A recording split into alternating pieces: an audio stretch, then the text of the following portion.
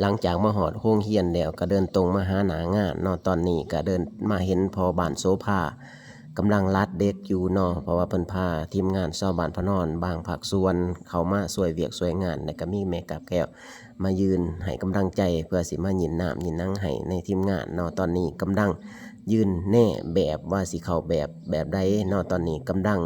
คิดและก็พิจารณาว่าสิตอกแบบไปจังไดเฮ็ดจังไดทางหน่วยงานชาวบ้านพะนอนบางส่วนและก็ทีมงานบ้านเมืองกลางบางส่วนที่ก็มาฮอดก็มีการเข้าปูนเนาะเอาทรายใส่แล้วก็สิสมปูนท่าไปนำ แผนกเข้าแบบตอกแบบก็ใส่เข้าแบบไปนำเนาะตอนนี้ทีมงานพะนอนก็สิตอกแบบท่าเนาะเพื่อทีมงานหลายๆคนที่สิเดินทางมาสมทบในการสมปูนก็ดีเททางก็ดีเนาะก็ถือว่านี่ทางอำนวยการโรงเรียนเพิ่นเนาะในครูเพิ่นก็ได้สนทนากันว่าสิเอาจังไดไปจังไดเอาความกว้างจังไดเนาะตอนนี้ก็ทีมงานหน่วยงานส่วนซ้ายก็ล่อจังหวะเนาะล่อจังหวะส่วนซ้ายส่วนเฮให้ เพื่อไปให้สมปูนเพื่อจะเทเนาะเพราะว่าเพิ่นก็แบ่งกันเนาะแบ่งกันได้หน้าที่หลายเวียกหลายงานเนาะแต่ละคนก็มีหน้าที่ตั้งอกตั้งใจมาเฮ็ดช่วยกันเนาะทั้งสองหมู่บ้านทั้งบ้านพะนอนเมืองกลางของเฮา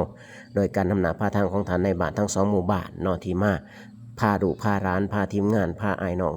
ทีมงานชาวบ้านมาซอยกันเนาะก็มีบ้านหนึงหลายคนสมควรเนาะก็เกือบรวมๆแล้วกับ4-50ชีวิตเนาะ ส่วนแผนกผู้หญิง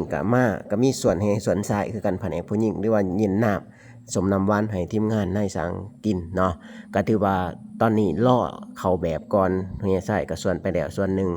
รอจังว่าเข้าแบบซ้ำที่เข้าแบบแล้วก็บ่แม่นง่ายเนาะเพราะว่าล่อไม้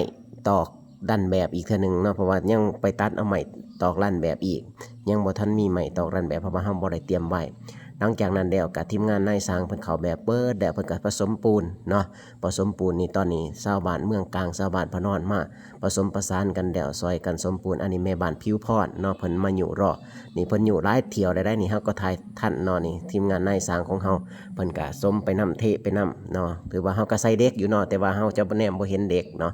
เฮาจะใส่เด็กอยู่ถือว่าเพื่อความมั่นคงของฐานยางฐานเดินทางเดินเนาะก็ถือว่าทีมงานเฮาก็ทำงานอย่างขมักเขม้นเนาะแบ่งหน้าที่กันผู้สมผู้กวดผู้ยู่เนาะแบ่งกันได้ผู้ได้คนหลังสุภาษิตที่เพิ่นเคยกล่าวไว้ว่าคนเฮานี่ต้องพึ่งพาอาศัยกันคือจังป่าอาศัยน้ำกับพึ่งว่างป่าอาศัยว่างเวิ้นจังดองด้อยน้ำคือจังท่ามอาศัยหวยงัวควายอาศัยแอกตะแหงอาศัยไก่ต้มจึงตนตุ่มจากค้อนคือจังค้อนอาศัยไม้นกไส้อาศัยโกนคนก็อาศัยคนพึ่งกันโดยล่ามคือจังพามอาศัยหมออาศัยซองของอาศัยไม้ค้อนตีต่องจังคอยลัง